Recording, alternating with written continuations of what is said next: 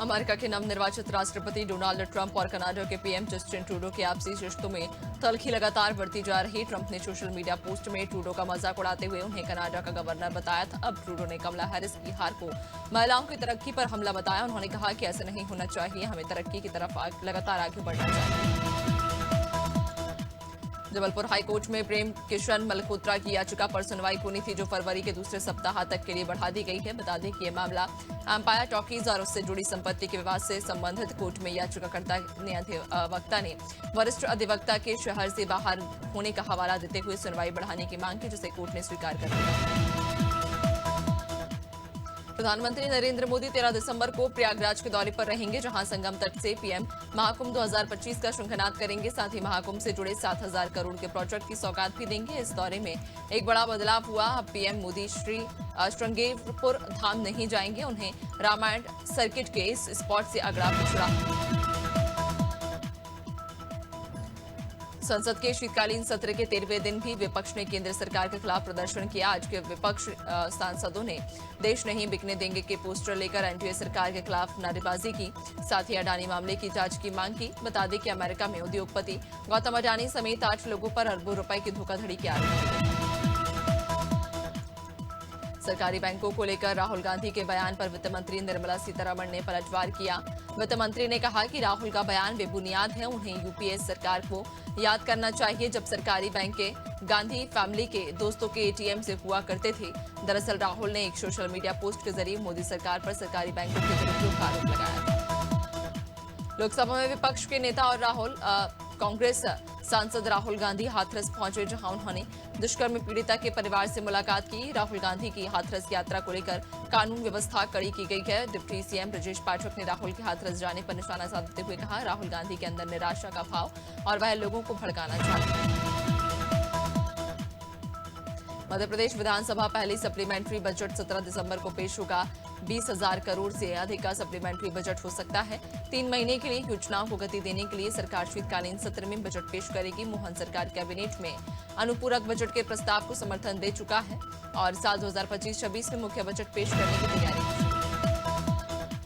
मुख्यमंत्री पुष्कर सिंह धामी की अध्यक्षता में सचिवालय में हुई बैठक में 22 बिंदुओं पर विस्तार से चर्चा की गई। कैबिनेट ने उत्तराखंड आवास नीति को मंजूरी दी, यानी अब 5 लाख वार्षिक आय वालों को भी सस्ते आवास मिलेंगे। गरीब और मध्यम वर्ग के लोगों का सपना पूरा होगा।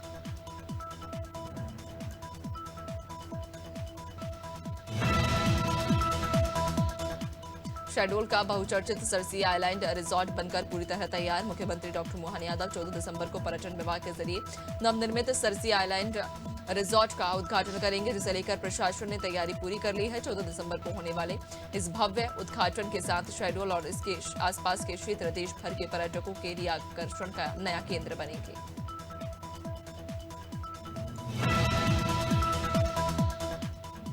उत्तर प्रदेश के डिप्टी सीएम ब्रजेश पाठक का बड़ा बयान सामने आया, जिसमें उन्होंने राहुल गांधी की ओर से हाथरस की घटना को लेकर किए सवालों का जवाब दिया। उन्होंने कहा, हाथरस की घटना पर आवश्यक कार्रवाई की गई है। सीबीआई ने जांच पूरी कर ली, मामला न्यायालय में लंबित। राहुल गांधी उत्तर प्रदेश की छवि बिगाड़ने का प्रयास न करें।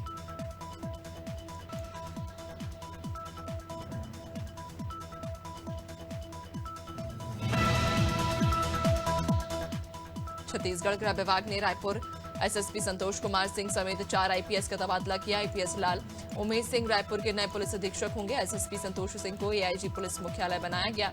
रवि कुर्रे कोरिया के नए एसपी बनाए गए। इसके अलावा सूरज सिंह परिहार को बालोद बटालियन ट्रांसफर किया गया है।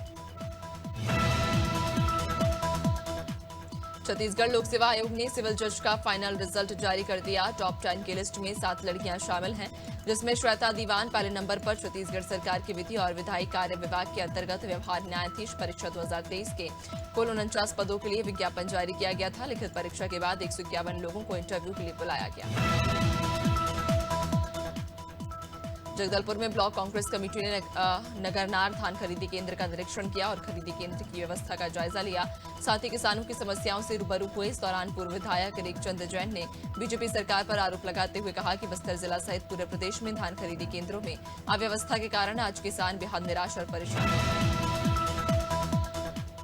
शिवनी के पेंच टाइगर रिजर्व को Kailash Sankhala visitor friendly wildlife national park of the year 2024 award से सम्मानित किया गया। ये पुरस्कार संस्था TOFT द्वारा वन्य जीव संरक्षण, पर्यटन, प्लास्टिक मुक्त जंगल और बाघों के संरक्षण में योगदान को देखते हुए दिया जाता है।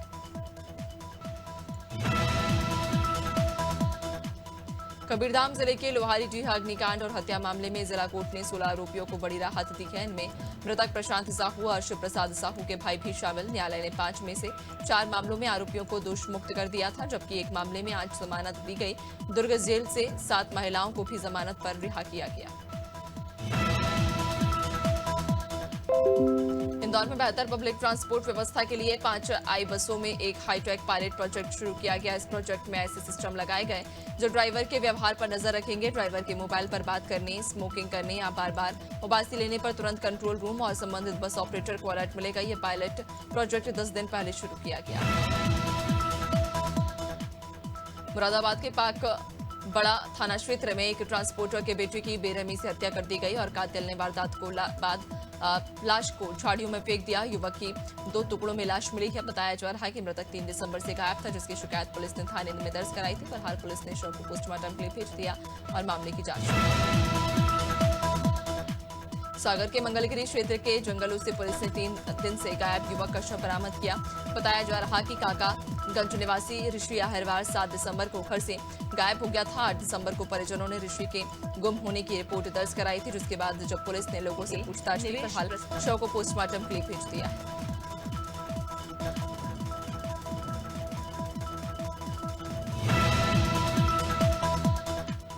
सुल्तानपुर में एक युवक का अधजला शव मिलने से हड़कंप मच गया। स्थानीय लोगों ने सूचना पर बल्दी राय पुलिस मौके पर पहुंची और शव की शिनाख्त के लिए सोशल मीडिया का सहारा लिया। इधर फॉरेंसिक टीम ने घटनास्थल पर पहुंचकर जांच शुरू कर दी है। लोगों का कहना है कि हत्या करके पहचान छिपाने के लिए चेहरा जलाया गया है।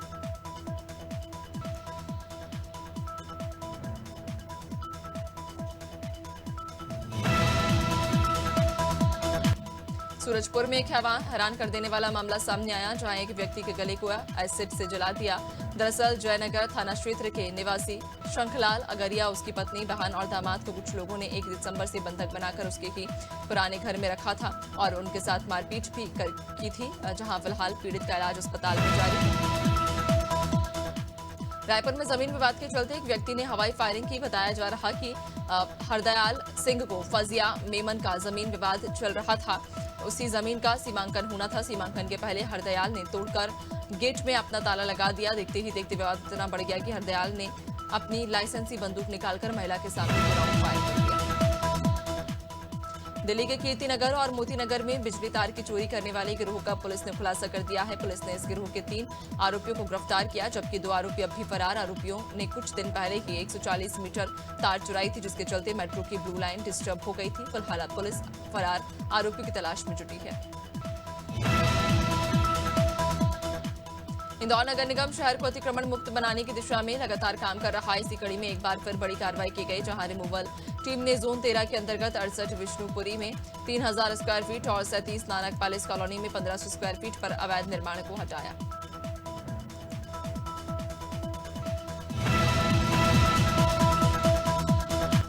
महिला आयोग की उपाध्यक्ष अपर्णा यादव के रायबरेली दौरे के बीच एसपी ऑफिस में महिला फरियादी का हाई वोल्टेज ड्रामा हुआ। महिला फरियादी ने शहर कोतवाल पर भ्रष्टाचार के गंभीर आरोप लगाए। महिला को पकड़ने में महिला पुलिस के पसीने छूट गए। मामला शहर कोतवाली के एसपी ऑफिस का है।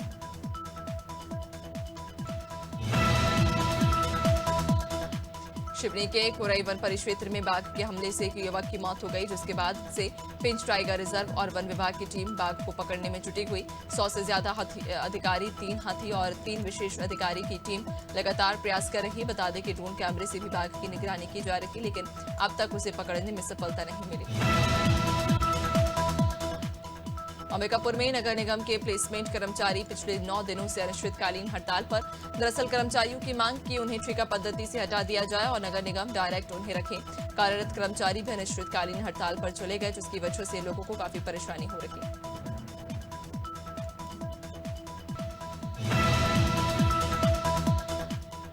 खबर गोवर्धन से, जहां उप जिलाधिकारी नीलम श्रीवास्तव ने नगर के रैन बसेरों का औचक निरीक्षण किया।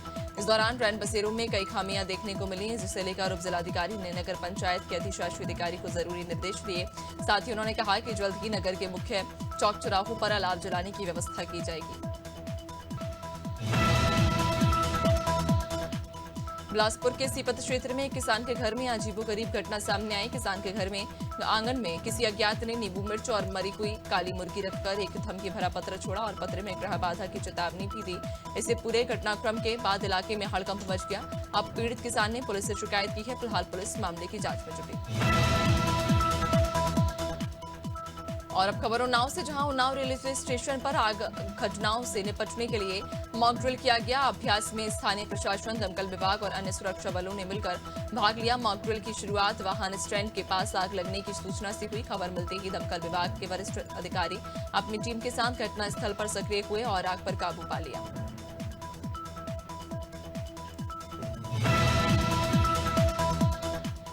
दुर्ग में अनादि टीवी की खबर का बड़ा असर हुआ। आरआई शेष नारायण दुबे के स्थानांतरण के संशोधन आदेश को निरस्त कर दिया। बता दें कि आरआई दुबे का स्थानांतरण हो गया। इसके बावजूद दुबे ने राजस्व अधिकारियों से मिली भगत कर अपना ट्रांसफर आदेश रुकवा लिया। इस खबर को अनादि टीवी ने प्रमुखता से दिखाया था, जिसके बाद कलेक्टर ने संशोधित ट्रांसफर आदेश को निरस्त कर दिया।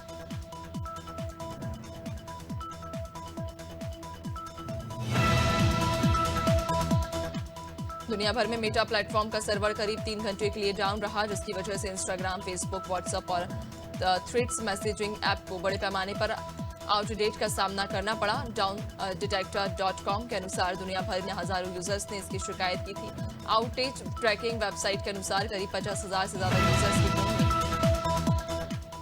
एशियन डेवलपमेंट बैंक ने वित्त साल 2025 के लिए भारत की जीडीपी ग्रोथ रेट का अनुमान को घटाकर 6.5% कर दिया। इससे पहले एडीबी ने यह अनुमान 7% बताया था। बैंक ने प्राइवेट इन्वेस्टमेंट और हाउसिंग डिमांड में उम्मीद से कम ग्रोथ के कारण ऐसा किया है। मल्टी लैटरल डेवलपमेंट बैंक ने फाइनेंशियल ईयर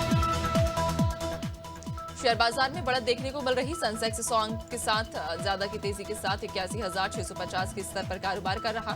निफ्टी में भी करीब 20 अंक की तेजी है। 24,650 के स्तर पर कारोबार कर रहा। विशाल मेगामार्ट लिमिटेड, वन मोबिक्स सिस्टम लिमिटेड और साई लाइफ साइंसेज लिमिटेड के आईपीओ का आज दूसरा दिन।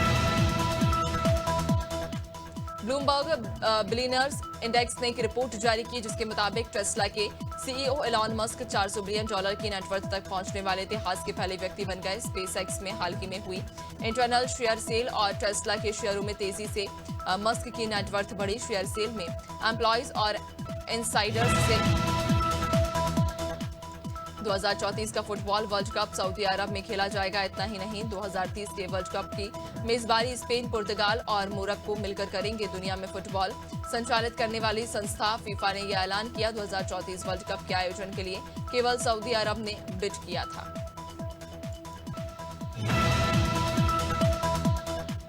भारतीय ग्रैंड मास्टर डी गुकेश और चीन के डिफेंडिंग चैंपियन रिंग लिरेन ने 13वां गेम ड्रॉ खेला। अब दोनों का स्कोर 6.5 हो गया। बुधवार को वर्ल्ड चेस चैंपियनशिप की 13वीं बाजी में 68 साल के बाद गुकेश को गेम ड्रॉ खेलना पड़ा। सफेद मोहरों से खेल रहे गुकेश और लिरेन के क्लासिकल शतरंज की आईसीसी रैंकिंग में इंग्लिश बल्लेबाज हैरी ब्रूक 898 अंकों के साथ नंबर 1 पर पहुंच गए। उन्होंने अपने ही देश के जरूर को पीछे छोड़ दिया। टॉप 10 बैटर्स में 2 ही भारतीय, यशस्वी जायसवाल तीसरे से चौथे नंबर पर आ गए। ऋषभ पंत छठे से 9वें नंबर पर आ गए। बुधवार को जारी रैंकिंग में pacer Jasprit Bumrah 890 rating point के साथ।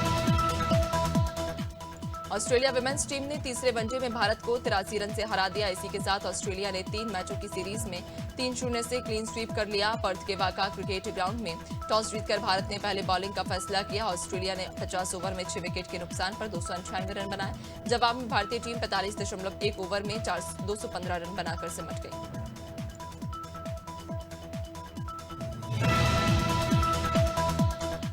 साल 2024 के अंत में गूगल ने अपनी सालाना ईयर इन सर्च रिपोर्ट जारी की। इस रिपोर्ट में पूरे साल भारत में सबसे ज्यादा सर्च किए जाने वाले भारतीयों की लिस्ट का भी खुलासा हुआ। इस लिस्ट टॉप 10 में पहले से 5 नंबर तक खिलाड़ियों के नाम शामिल। पहलवान से राजनेता बने विनेश फोगाट भारत में सबसे ज्यादा सर्च की जाने वाली शख्सियत रही।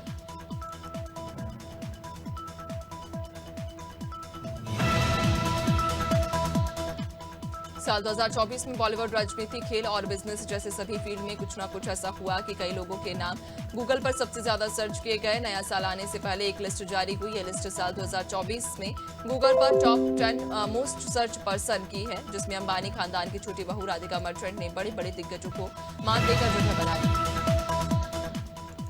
14 दिसंबर को राज कपूर की 100 बर्थ एनिवर्सरी। इस मौके पर कपूर फैमिली ने फिल्म फेस्टिवल रखा। इस इवेंट के लिए उन्होंने प्रधानमंत्री नरेंद्र मोदी को आमंत्रित किया। पीएम मोदी से मुलाकात की तस्वीरें भी सोशल मीडिया पर सामने आई, जिसमें रणवीर कपूर, आलिया भट्ट, करीना कपूर के साथ कपूर परिवार के अन्य सदस्य भी नजर आ रहे हैं।